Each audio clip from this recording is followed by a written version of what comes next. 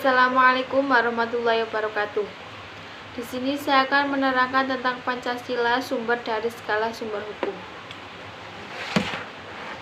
A. Pancasila sebagai sumber hukum bangsa Indonesia. Penempatan Pancasila sebagai staf fundamental norm pertama kali disampaikan oleh Notonegoro. Pancasila dilihat sebagai cita hukum, merupakan bintang pemandu.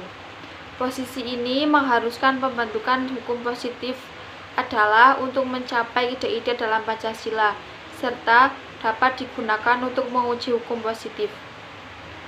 Dengan ditetapkannya Pancasila sebagai staf fundamental norm, maka pembentukan hukum, penerapan, dan pelaksanaannya tidak dapat dilepaskan dari nilai-nilai Pancasila.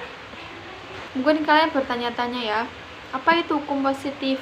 Hukum positif itu merupakan hukum yang sedang berlaku, seperti Undang-Undang Dasar, Perpu, Perda, TAP MPR, dan lain-lain. Pancasila adalah pandangan hidup bangsa Indonesia tentang hubungan antara manusia dengan Tuhan, manusia dan sesama manusia, serta manusia dan alam semesta yang berintikan keyakinan tentang tempat manusia individual di dalam masyarakat dan alam semesta.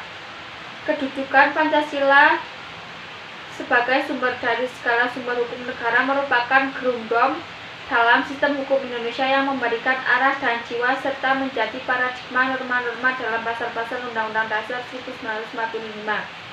Interpretasi norma hukum dalam UUD 45 sebagai hukum tertinggi akan didasarkan pada jiwa bangsa dalam Pancasila yang berfungsi sebagai cita hukum yang akan menjadi sumber segala sumber hukum negara.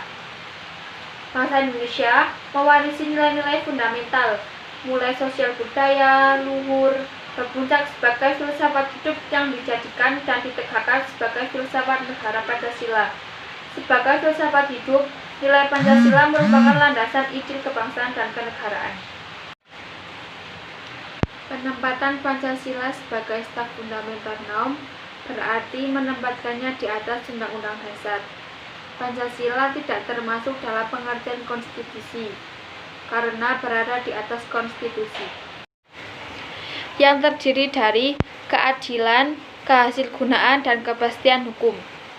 Cita hukum bangsa Indonesia berakar dalam Pancasila yang oleh para bapak pendiri negara Republik Indonesia ditetapkan sebagai landasan kefilsafatan dalam menata kerangka dan struktur dasar organisasi negara sebagaimana dirumuskan dalam Undang-Undang Negara Republik Indonesia tahun 1945. Sila-sila Pancasila pada hakikatnya bukanlah hanya merupakan kesatuan yang bersifat formal logis saja, namun juga meliputi kesatuan dasar ontologis, dasar epistemologis, serta dasar aksiologis dari sila-sila Pancasila. Secara filosofis, Pancasila sebagai suatu kesatuan, sistem filsafat memiliki dasar ontologis, dasar epistemologis, serta dasar aksiologis sendiri yang berbeda dengan sistem filsafat yang lainnya. Tujuan utama dirumuskannya Pancasila adalah sebagai dasar negara Republik Indonesia. Dengan terbentuknya UU Nomor 10 Tahun 2004 tentang pembentukan peraturan perundang-undangan yang termuat dalam pasal 2 UU Nomor 10 Tahun 2004 yang menyatakan bahwa Pancasila merupakan sumber dari segala sumber hukum negara, dengan tegas menyebutkan Pancasila sebagai sumber dari segala sumber hukum sebagai berikut. Penempatan Pancasila sebagai sumber dari segala sumber hukum negara adalah sesuai dengan pembukaan Undang-Undang Dasar 1945 yang menempatkan Pancasila sebagai dasar ideologi negara serta sekaligus dasar filosofis bangsa dan negara, sehingga setiap materi muatan peraturan perundang-undangan tidak boleh bertentangan dengan nilai-nilai yang terkandung dalam Pancasila. 2. Pancasila sebagai cita hukum bangsa Indonesia.